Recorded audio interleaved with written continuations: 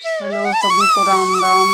Happy चौथ माता की जय हो। और सब कैसे हो? उम्मीद करते हैं अच्छे होंगे, स्वस्थ होंगे, मस्त होंगे। आज हमने किया है चौथ माता का व्रत पूजा। नहीं आई करनी बात बस चौथ का।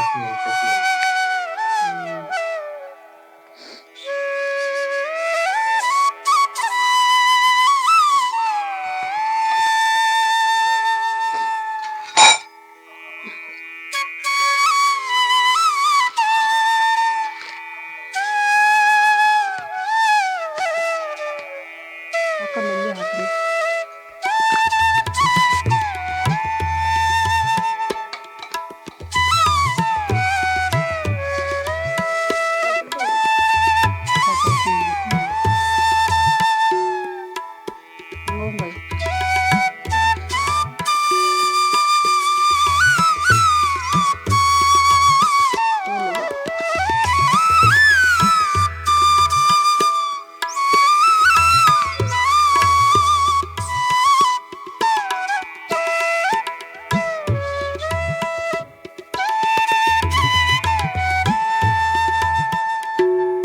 भाई टिक्किया भी लगानी पड़ी है ना।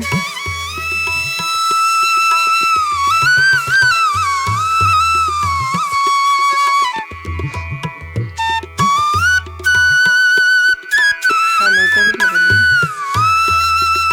अभी नहीं कोई लगा होता है इसमें।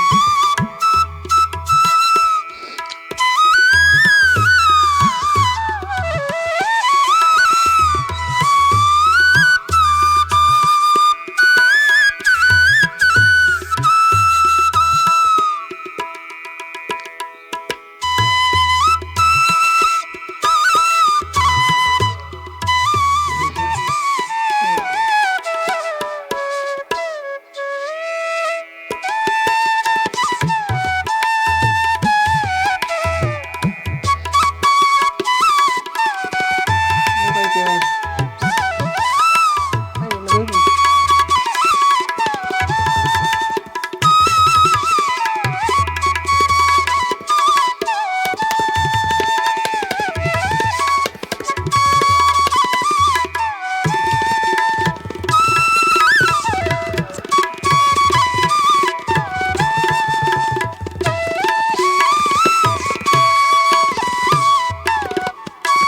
कर लो कर लो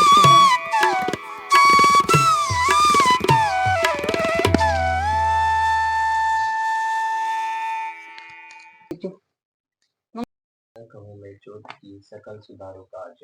एक बार पार्वती जी तथा गणेश जी साथ दो बैठे थे। तब पार्वती ने पूछा कि हे गणेश, वैशाखी चौथ की क्या विधि विधान है सो कहो। तो गणेश जी बोले कि हे माता, वैशाख पदी वाली चौथ से सर्व प्रकार के संकट हरने वाली है। इस दिन वक्रतुंड गणेश जी की पूजा की जाती है। पुराने जमाने में किसी गांव में एक बूढ़ी माता और उसका बेटा रहता था।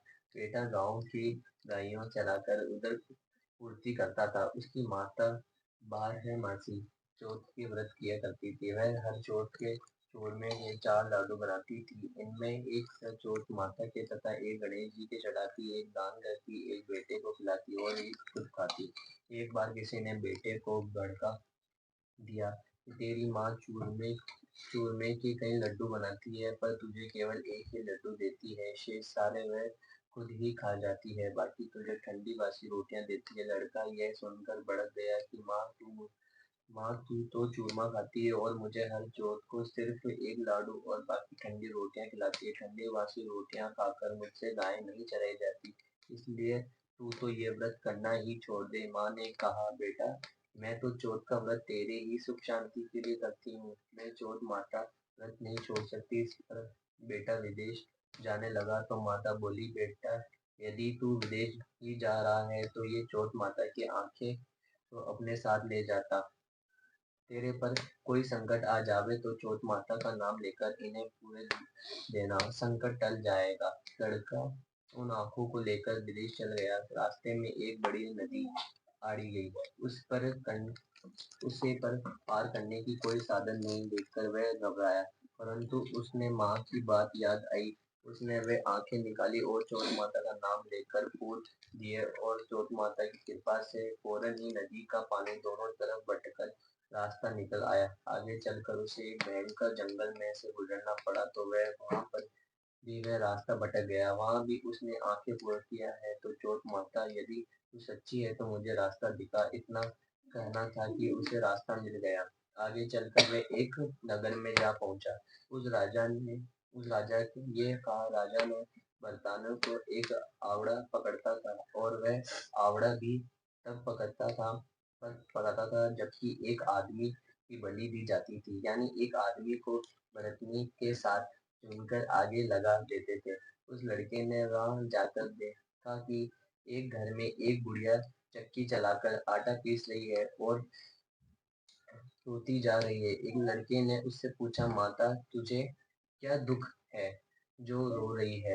बुढ़िया बोली, बेटा मेरे एक ही बेटा है और कल ही राजा उसे बर्तन पकाने के हाव में चुनकर आग लगवा देगा। पर लड़का बोला, माँ घबरा मत, तेरे बेटे के बदले तू मुझे भेज देना, तू मुझे भरपेट खाना खिला देना।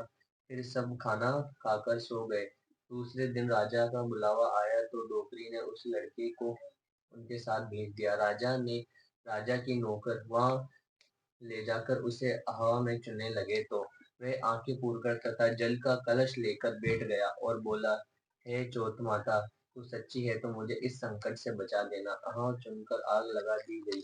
महीने भर में पकने वाला अहाव एक ही दिन में पक गया तो राजा को बड़ी ही अचरज अचरज हुई। वह खुद देखने आया। राजा के नौकर अहाव के कलशों को उतारने लगे तो अंदर से आवाज आई कि भाई बर्तन धीरे धीरे उतारो अंदर में हूँ। सब अचरज में पकड़कर पूछने लगे कि भाई तू कौन है? तो उसने कहा कि मैं वही आदमी हूँ जिसे तुमने आव में आवड़ा में चुना दिया था। राजा ने पूछा, तुम बच कैसे गए? तो उसने कहा, मेरी माता चोट माता की व्रत करती है, उसी ने मुझे बचाया है। तब राजा ने दो घोड़े मंगाए, एक पर खुद बैठा और दूसरे पर उस लड़के को बिठाकर उसके हाथ पर जंजीर से बांधकर कहा कि यदि ये तेरी जंजीर खुलकर मेरे हाथों पैरों में आ जाए तो मैं तेरी चौथ माता को सच्ची मानूं। लड़के ने फिर आंखें मूंदकर कहा कि हे चौथ माता, तू ही रक्षा कर। इतना कहना था कि उसकी वह अंजीर खुलकर राजा के हाथों में जा गिरी। राजा ने कहा कि भाई तेरी चौथ माता बहुत सच्ची है। राजा ने अपनी कन्या का विवाह उससे कर दिया और बहुत धन माल देकर विदा किया। अब वे दोनों वर वधु अपने गांव के पास पहुंचे तो लोगों ने जाकर बुढ़िया को खुशखबरी दी कि तेरे बेटे बहू आ रहे हैं। तो वह बोली, भाई मेरे भाग्य में बेटा बहू कहाँ है? वह ऐसे कह के रही थी कि दोनों बेटा बहू आकर उसके पैरों में पकड़ गए। बेटे ने कहा कि माता ये सब तेरी चौथ माता की कृपा है। इसके बाद उसने सारे नगर में ढूंढी पिटवाई दी कि सबकी चौथ माता का व्रत किया करे और हो सके तो पूरी 12 महीने की चौथ करे और 12 न कर सके तो 4 तो जरूर ही किया करे। बोलिए श्री चौथ माता की जय। जय हो चोट माता की।